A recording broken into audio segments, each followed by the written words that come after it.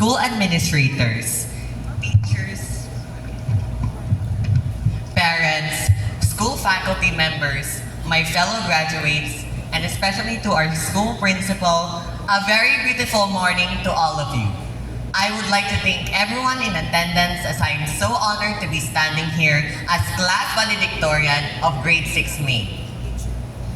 May 28, 2024. Today marks our graduation, a memorable day, a new chapter in our lives. The day where all our academic hardships, struggles, and all those sleepless nights are finally rewarded. A bittersweet ending it is with all of our medals, certificates, and awards given to us, bringing us happiness while we celebrate with our friends and loved ones. I just wanted to say to all of you, congratulations! Graduates of school year 2023 to 2024, you made it. Now, take a moment to reflect through the journey we have overcome to finally stand here in our best looks, fearless. So much has happened throughout our time being here. How much friendships have been made, changed, and all of the different events that have taught us lessons and contributed to our development as an individual. It is unbelievable how these people in front of me right now are finally rewarded with all they deserve. Time flies so fast and we're already half a year shy to 2024. Sixth graders, born in 2011 or 2012, we're already going in junior high school years. And for those who are graduating junior high, I wish you well and hope you thrive in whatever strand you may choose. Let me just share with you one piece of advice. Something I learned the importance of inside my classroom that I guarantee you've all heard of. It is to focus on your education. Mag-aral ng mabuti. As cliche as this sounds, bilang isang mag-aaral, it is our primary goal. It is what even makes us even go to school in the first place. And I know that for some of you, it seems hard, and you might not even have motivation for it. But one particular quote that worked its way through me is from Abigail Adams. Learning is not attained by chance. It must be sought for with ardor and attended to with diligence. What does it mean? Well, ibig sabihin yan is that hindi natin ibinabaliwala ang edukasyon. Binigyan tayo ng chance para makapag-aral ng ating magulang para maging successful tayo one day. At kung hindi natin isineseryoso ang pag-aaral, wala po tayong matututunan. We don't learn by chance. And we don't learn without the hard work and effort put into education. And for those who are making a better change for themselves in studies, I congratulate you for being such a resilient person. Trust me, most of us know how hard we work, especially as honor students.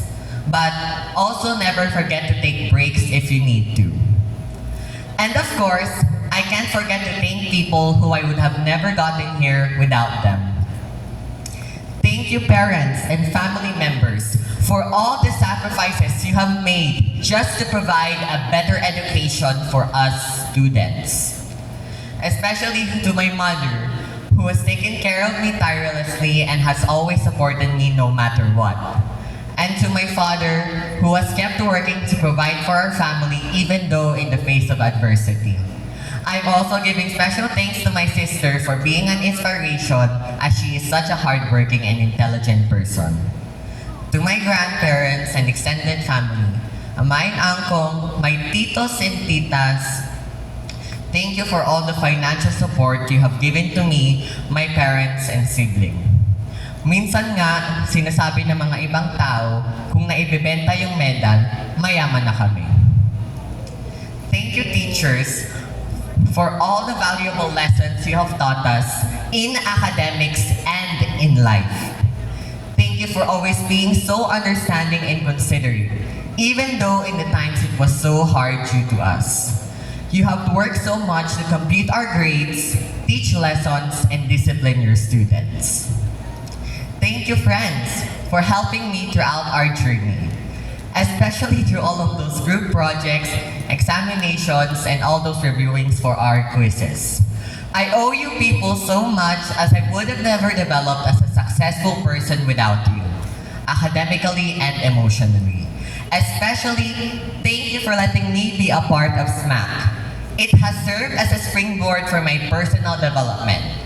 Thank you, Sir Joseph T. Rebay, and to our school administrators for giving us valedictorians a chance to give a final farewell through our speech.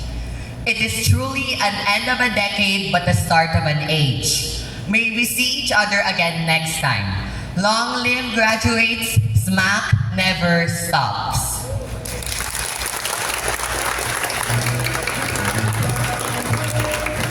What a great Solvito Mort Antonio B. with high honors.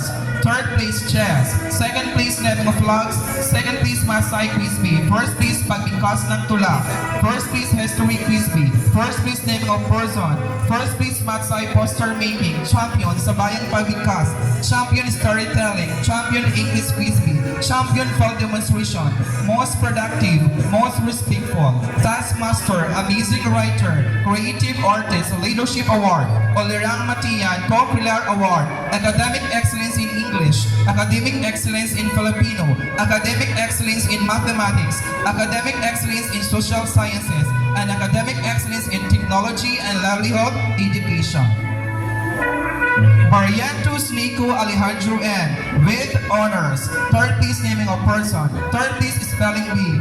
Second place naming of flags. Second place Masay Quiz B. First place is English Quiz B. Champion sa bayang pagbigkas. Champion for demonstration. Most productive, most profound, and loyalty award. Jimenez Maxiam Inigo B. with honors. Second place naming of flags, second place naming of person, champion sa bayang pagbigkas, champion for demonstration, and champion basketball. Mandung Maria May A. with honors. First place naming of flags, champion sa bayang pagbigkas.